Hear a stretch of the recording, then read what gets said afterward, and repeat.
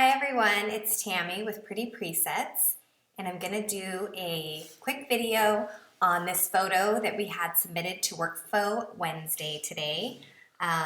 This is the original image. I'm in Lightroom. I chose the preset of Wild Harvest Backlit, and then I used my brush tool just on their skin with reduced reds one time.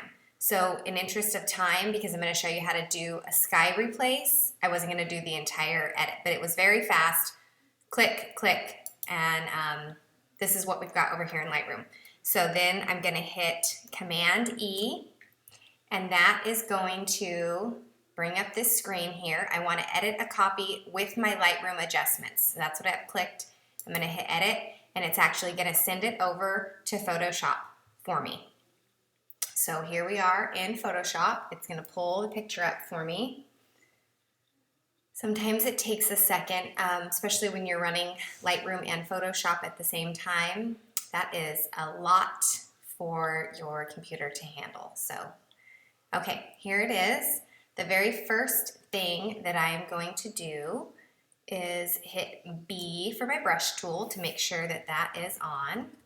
I'm going to make sure that I have white chosen over here, and I am going to make sure my opacity is turned up, and I'm going to get rid of a few of these things in the background just because they're not going to really add anything to the photo, so we're just going to get rid of them so it's a nice clear horizon. If you need to zoom in, you can hit Z and zoom, and then hit B, and it'll go back to your brush tool.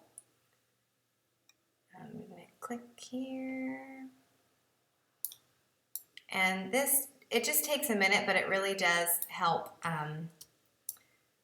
in the end when you're not having to blend in bushes and trees and stuff that are kind of really don't need to be there anyways. And if you hit the space bar, it brings up the little hand, and you can drag your picture right and left. That's another helpful little. And there's also, I think, this green along the edge back here probably could have been touched up in Lightroom, but I don't have the raw file, so it's fine. Perfect. Zoom back out. Okay, then we are going to come right over here to our blown out sky magic replace. And I want to pick that one, and then I'm going to hit play. It's going to bring this up for you to read. Hit continue. Give it a second, and it's going to pop up the files for my desktop, and I have them saved. Where are you saved?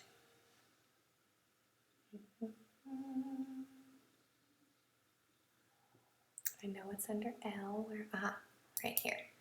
And then right here, Vivid Sky Overlays. And you can just kind of click through them like this until you find the one that you want. The sun was coming from behind them, so I want to keep that in mind. And I love this because this would be perfect over to the right side of her and behind where it was coming through her hair. And you have to think about stuff like that. So I'm going to hit place, and then here it's working. It's going to bring it up here on the screen for you. It brings up the move tool, but if for some reason it doesn't, you can click on the move tool. Mine already brought it up, that's why it said that. Okay, so I'm going to scoot it up here till it gets where I want. And you can, say it was the other way, you could grab the sky and drag it all the way to the left and actually flip it if you did need it the other way. So it's not stuck this direction. I just knew that she was already over here, so I knew that would be perfect. And you definitely want to leave it just past the horizon, and then you're going to hit this little check mark because that's where I want it. It's going to place it for me. And you can see how it very nicely goes around our people like magic. Okay, so a few more steps that I'm going to do here. I am going to leave my opacity at 100%. I've got my white brush. I am going to just make sure that I go over them one time just to make sure that here, like in her hair, that none of the sky went in her hair. And it doesn't look like it did, but just gonna double check. And I went a tiny bit over the sky right there, so I'm gonna hit Command Z and it will take that off. Okay, now over here on the right side, I am going to click to turn on this little eyeball, and that is a lighter sky. So see how it just brightened it up just a little bit, because it was a little bit too dark for the photo. So that's better there. I usually always do a sky fade. See how it brings up that bottom horizon line just a little bit, because usually the sky is lighter right down there at the bottom. And I'm also going to hit blur your sky.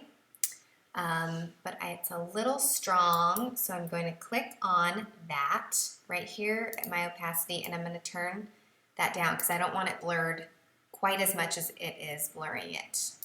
I'm going to bring it down. And that affects the overall effect of blurring the sky. I could turn that all the way up and have it really blurry, but that's not what I want to do. I just want it maybe at 5%. Perfect. And you can click on these other ones to see how they look. Hazy sky, that would make it look even a little bit, I don't want to say washed out, but a little bit lighter and more hazy, but I don't want that for this. Okay, so the next thing I'm going to do is come back up here, make sure I'm on my black perfect sky, and I've got the white brush. I'm going to come turn my opacity down pretty low and make this pretty big. And I'm just going to go right at the edge of the sky to blend it in just a little bit. And it really doesn't need a lot. It's pretty good. And then I'm going to click and change this to my black brush. Make it a little bit smaller. And I'm going to come right along this top line just a little bit.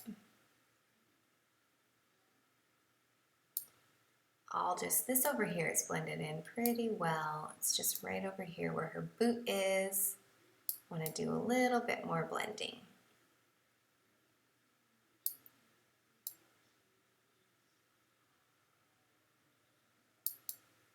And when you are using the brush in Photoshop, every time you lift up your finger and click again, it does it again. It doesn't do that in Lightroom. You can pick it up and click it down again, and it's sort of the same. This will add on top of what you're doing.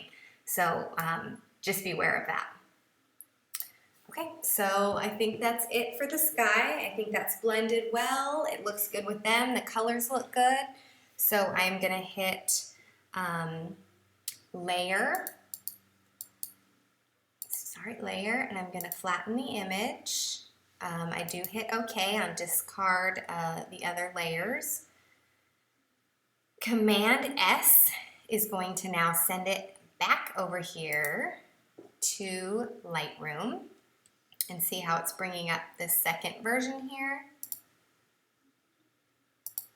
Loading, give it just a second.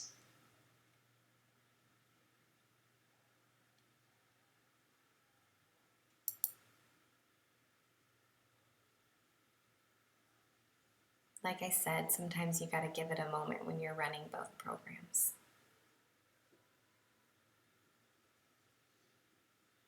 There we go. Perfect.